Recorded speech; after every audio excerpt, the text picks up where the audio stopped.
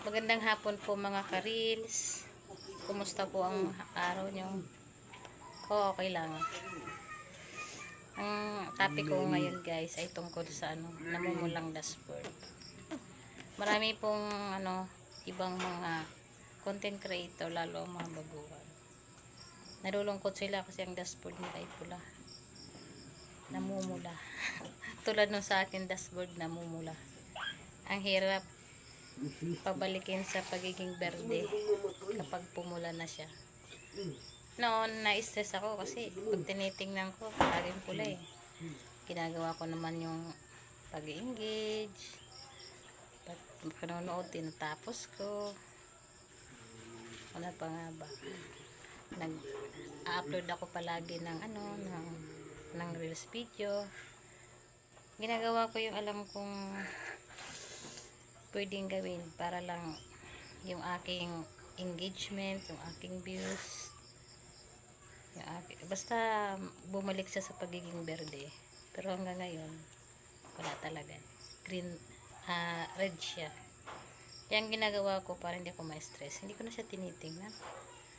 Bahala yung dashboard na mamula yan kasi hindi naman ang dashboard yung pasahod sa'yo eh.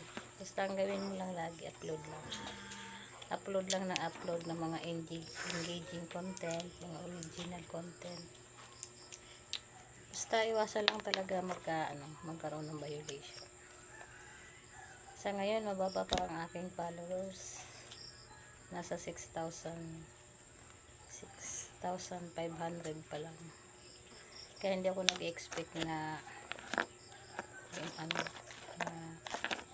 tumaas yung aking views kasi kakaunti pa lang naman. Yung inaasahan ko ngayon yung mapansin ako ni algorithm. Hindi na ako maasa na pansinin ako ng mga big content creator kasi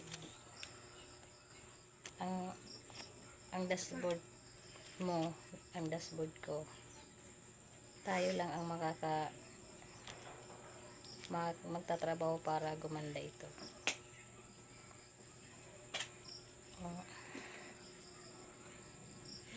Itong aking anak ko, habang ako ay nagbablog, nasa tabi ko. Gusto rin yata mag-vlog. Pakilala ko po sa inyo yung aking anak na maganda, si Bali. Ito guys, ang aking anak na maganda. Payag ba kayo na maganda siya? Kalotoy. Sige guys, yun lamang po update ko sa hapon ito kung anong aking ginagawa. Yan.